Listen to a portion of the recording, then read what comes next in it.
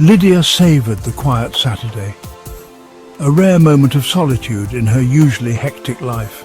Sunlight streamed through the windows, casting a warm golden glow across the room. Max, her Labrador, dozed at her feet, his gentle snores adding to the serene atmosphere. She sipped her coffee slowly, the rich aroma filling the air, the silence broken only by the ticking clock on the wall. A wave of contentment washed over her, a feeling she hadn't experienced in a long time. "Just me and you, Max," she whispered, stroking his head gently, feeling the soft fur under her fingers. Max thumped his tail lazily against the hardwood floor, acknowledging her presence with a sleepy wag.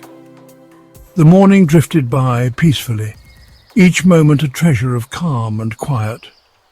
Lydia lost herself in a book, the words transporting her to another world, occasionally glancing at Max, who had shifted to bask in the warmth of the sunbeam. The only sound was the rustling of pages and the soft hum of the refrigerator, a symphony of domestic tranquility. It was the perfect start to a relaxing weekend, a moment of peace that Lydia cherished deeply. Around noon, Lydia decided to let Max out into the fenced backyard. It was a routine they had followed for years, a simple act that usually brought joy to both of them. He padded towards the door, tail wagging, but then paused abruptly. His sudden halt was unusual, catching Lydia's attention immediately. He lowered his head, a low growl rumbling in his chest. Lydia frowned, her mind racing with possibilities. Max was always so eager to explore the backyard. Max was never this hesitant to go outside. "What is it, boy?" she asked, her voice laced with concern. She had never seen him act this way before.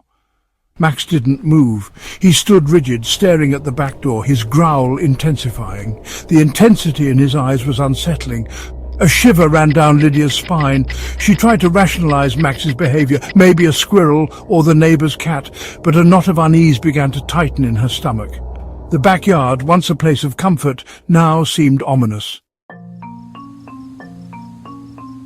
Lydia stepped closer to the door, peering out the window. She squinted, trying to make out any movement in the dimming light. The shadows seemed to play tricks on her eyes, but she saw nothing unusual. The backyard appeared empty, bathed in the afternoon sun. The trees swayed gently in the breeze, and the only sound was the rustling of leaves. It was eerily quiet, almost too quiet. Just as she was about to turn away, she heard it. A faint scratching sound coming from the other side of the door. It was so soft at first that she thought she might have imagined it. Max whined, backing away slowly, his eyes fixed on the door. His ears were perked up and his body was tense, ready to bolt at any moment. The scratching grew louder, more insistent, like claws raking against the wood. It was a sound that sent chills down Lydia's spine, making her skin crawl. Fear pulsed through Lydia. It couldn't be Max, he was too far away from the door. She knew something else was out there, something that didn't belong.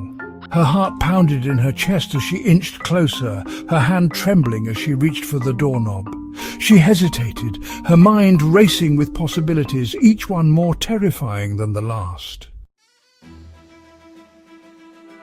Mustering all her courage, Lydia flung open the door. Standing on her porch, shrouded in shadow, was a figure.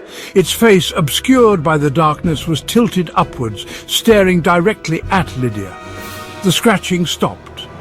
For a moment there was only silence, thick with terror. Then, in a voice that seemed to slither from its throat, the figure spoke. "Hello, Lydia!" Lydia screamed, slamming the door shut. She scrambled backward, her back hitting the wall as the scratching resumed, more frantic now, desperate. The voice continued from the other side, closer now, sending chills down her spine. "Let me in, Lydia!"